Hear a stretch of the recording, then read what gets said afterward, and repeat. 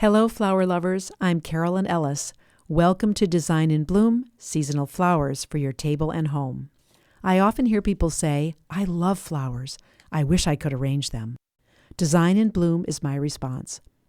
In each episode, I will take you step by step through a flower arrangement, low stress, high success. Thanks for joining me. Let's design some flowers for your table and home. Hello, flower lovers. I'm Carolyn Ellis, and this is Design in Bloom, arranging seasonal flowers for your table and home. February is here, and with it comes Valentine's Day. What better occasion to arrange your own flowers for someone you love or for your home?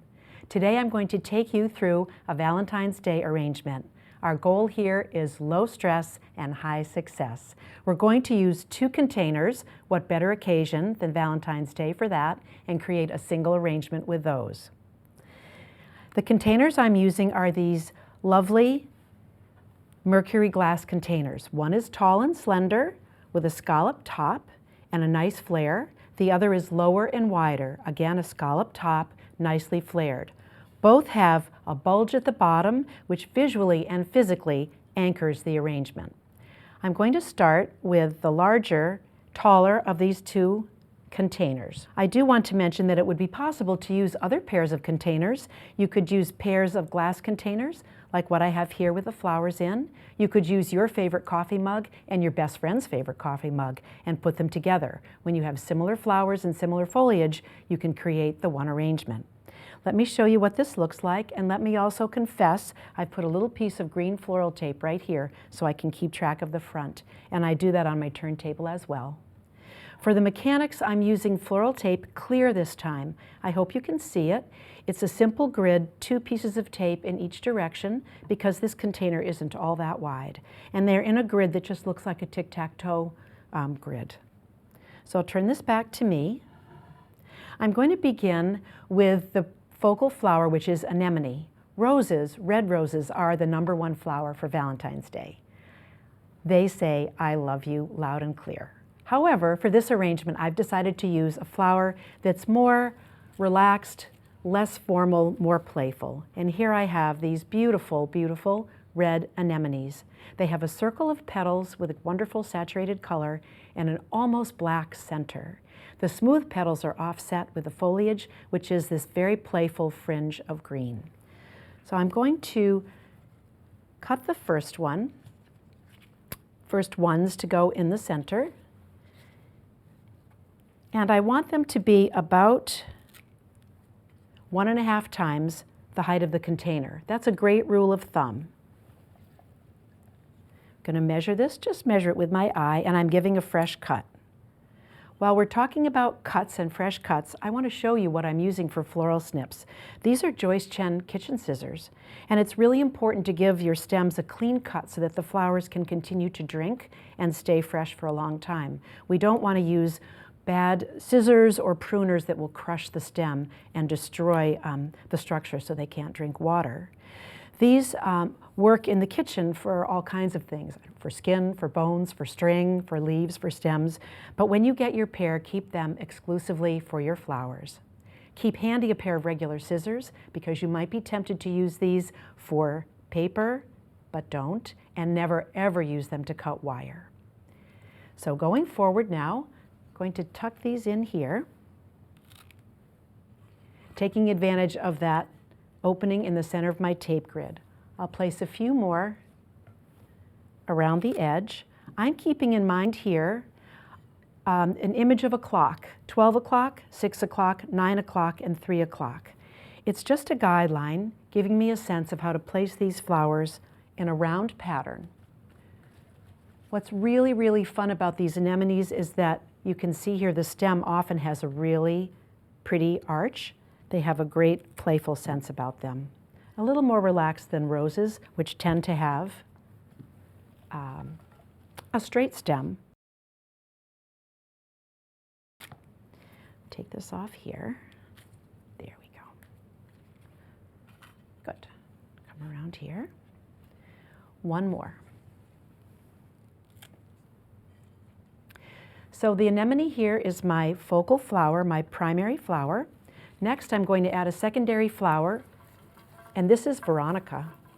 I chose Veronica because it has a linear form, which is a nice contrast to the round anemone. These have multiple flowers on the same stem, which is pretty unusual for Veronica.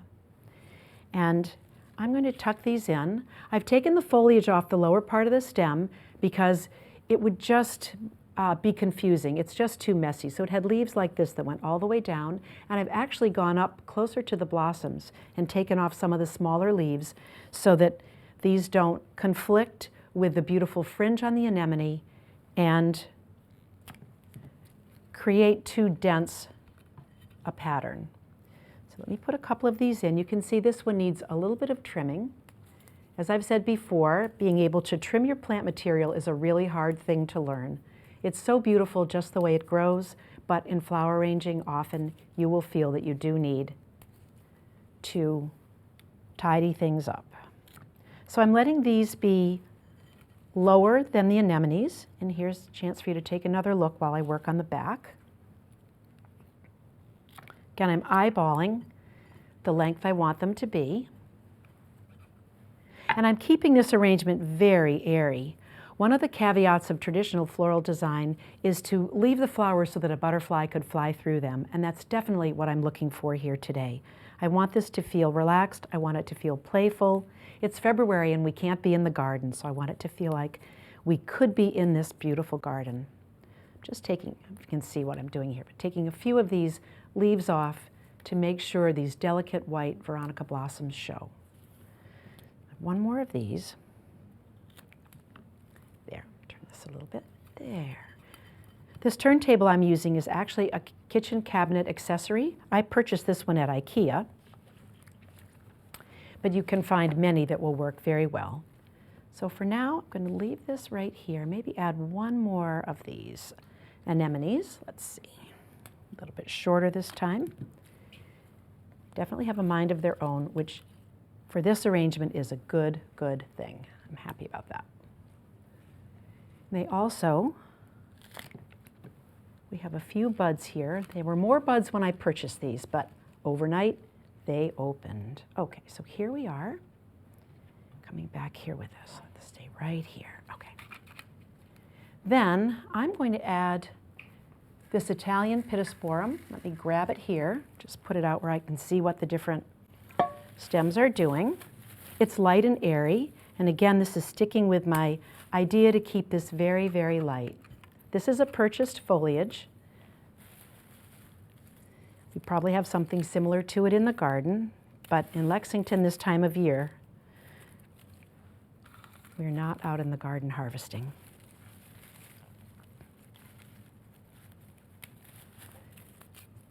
Keeping this very light and airy, thinking about those butterflies. And here, let me show you how this is coming together. There. Here we go. A little bit more of this. Then, the next element is going to be Dusty Miller, which is a beautiful foliage with a gray cast to it. Put a little bit of that in. So here we're back to the front. One more piece. There. It's hard to keep a light touch sometimes, isn't it? Plant material is so beautiful. We just keep on tucking in another piece here and there. Now, this Dusty Miller has a beautiful gray color and a velvet finish to it. And I'm just going to take, it's very large, which works well as a point of contrast, but I don't want it to be overwhelming. So I'm going to find one of these center pieces. We'll just see how this looks. If we like it, that's great. And if we don't like it, we'll take it out. No harm done. Put this right in here. Oh, isn't that something? Look at that. It looks so nice. This plant material, you can't go wrong. It's so beautiful. It's just beautiful. And we're so lucky to be able to get flowers even in the season when we don't have our gardens to draw upon. You put this piece right in here, just a little bit, leaving that nice and open. There. I wondered if the Dusty Miller in the gray color would work with these brass tone containers, but I think it looks great. I think it looks very nice. So here, put a little bit in here, and then I'm going to move on to these tulips. We'll just use one or two of these tulips. There. I've taken the big leaves off. Conditioning is really important to get your flowers ready to be used in an arrangement. Part of it is getting them out of the package, getting them separated, and then taking off extra leaves or leaves that might be faded, giving them a nice fresh cut. For this tulip, I'm going to remove much of this leaf because I don't want it blocking the view of the flower, and just put this in, giving a clear white highlight. There. Just a little bit. See how that's working. Just have a few of these, not very many. I don't need very many. And here we go. Put this right in here. There. Tulips will grow a little with the light. They'll lean toward the light and they'll extend on their stems. But for now, we'll be fine. There. Oh, that's looking great. Oh, they're so pretty. They're just beautiful. Maybe one more. A little bit of white really brightens this up. The red is fantastic. It needs the white to really come alive. I love the texture on the Veronica. I chose it not just for the linear form, but for its very delicate texture. There. Okay. So there we are with the first of these arrangements. And to my eye, this is complete, so I'm going to tidy up just a little bit so I don't drive myself crazy here, and move on to the second container. So as I said, we're creating one arrangement with two containers. And as in a good personal relationship, 1 + 1 is more than 2, so let's see if we can do that. Here, moving things around here so you can see everything. So here is my smaller container. Again, I'm going to line it up. I've made a little tape mark on it, and I have tape again on my container so I don't get too turned around. After I spin this a number of times to show you, it's easy for me to get a little lost. And now, with these beautiful anemones, I'm going to cut them a little shorter. This arrangement is going to be shorter and wider than the previous one. And some of these, I love how these anemones present on their stem, often with a pretty little twist. Here we go, looking for one that's just right. Just a rakish angle that's a lot of fun. A little bit relaxed, a little bit playful, just like a lot of personality. So in this arrangement, we're talking about personality. Here we go. Ranunculus is another flower that has a simple stem and a beautiful round blossom. That's a great one for a Valentine's arrangement that's something other than roses. So here we have the anemones in place. And next, Veronica, right? Look at this. This one looks pretty well ready to go. Just tuck this in, give it a little light touch, inviting the butterflies to come on through. There, whoop. And here, take a few of these small leaves off just to be sure these delicate white blossoms will show. Want them to, great. And cutting in here, there. Take all these leaves off. And again, these have a nice little turn to them, which is fun to work with too. Let me turn this and show you how this is doing. Looking pretty good. Now, pittosporum again, so let me bring this back. Find some pieces that aren't too tall. Can tuck in. One of the things you'll learn as you do more and more flower arranging is to value foliage. To really note what's available in your garden or at a place like Wilson Farm, Trader Joe's, even the grocery store, in terms of color, shape, form, and how that can work with everything else you're doing. Provide a little contrast, a little bit more color. And do pay attention to the greens. Are they a blue green? Are they a yellow green? Are they just a warm, rich green? You may wonder, why do these not really work together? Sometimes it's just because the greens are not in the same family. So, one more piece here. There. Now let me clear this away so you can see. I don't know about you, but a messy work surface is a challenge. That makes life difficult. All right, so here's where I am so far. I've left the back of this a little lean as I left the front of the tall one a little on the thin side.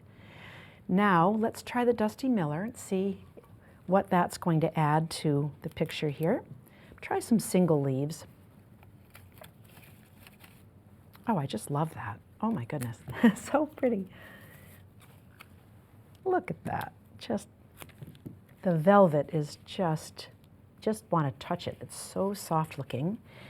As I said, here in the summer in Lexington, it's certainly possible to grow Dusty Miller in the garden.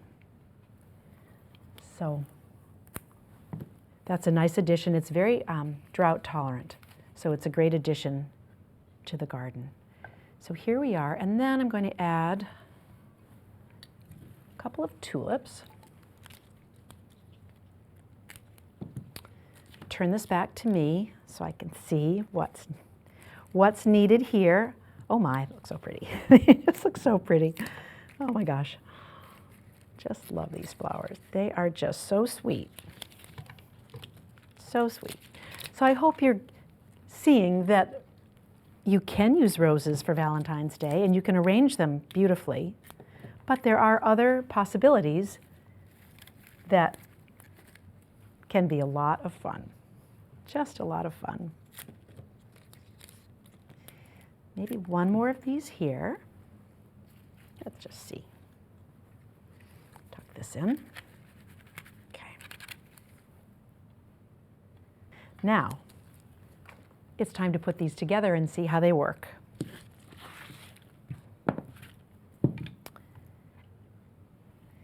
Have this here, and here's the tall one that I made previously.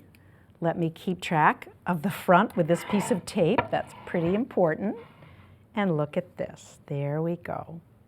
What do you think? Is it working as a single arrangement? I've offset them. I have a little bit more I want to add to these. Let's get this out of the way. As you all know, variegated ivy is my absolute favorite plant, bar none. And I've brought some ivy here. I'm going to cut a few pieces with my floral snips, my Joyce Chen kitchen scissors. Nice sharp cut. Just let a few pieces pop out here and there.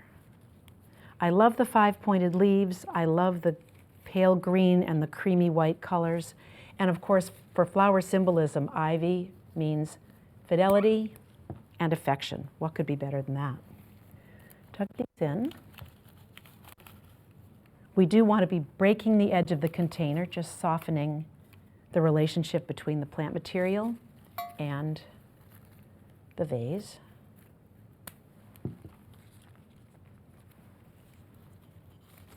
And then take these off, take my little markers off, and we'll bring these together with a longer piece of ivy that we can tuck from one to the other. We'll make an actual connection here. We'll tuck this in right here and bring it down and let it reach over to this arrangement. It's subtle, but it's there. So as with good personal relationships, 1 + 1 is more than 2. And we'll bring this right under here and bring it right down and in. I'm done. This arrangement is complete. 2 containers with red anemones, white tulips and white veronica, Dusty Miller with its beautiful gray leaves, and pittosporum and ivy that are variegated, soft green and cream. What are our takeaways from today? Use sharp snips to cut your flowers so that they can continue to drink and stay nice and fresh for a long time. Consider for your tallest flowers to be 1.5 times the height of your container. And if you want an open area arrangement like this, keep in mind that you would want the butterflies to be able to fly through and amongst the blossoms. Looking at flowers, certainly roses for Valentine's Day are wonderful. They would always be a great hit, very well received. But you might think about flowers like these anemones or even ranunculus that have a little more personality, a little more individuality. Here we're aiming again for low stress, high success. 1 + 1 is more than 2, as in many personal relationships. Thank you for joining me today. I'm Carolyn Ellis, and this is Design in Bloom, arranging seasonal flowers for your table and home. Best wishes for February and for Valentine's Day, and I look forward to having you with me again.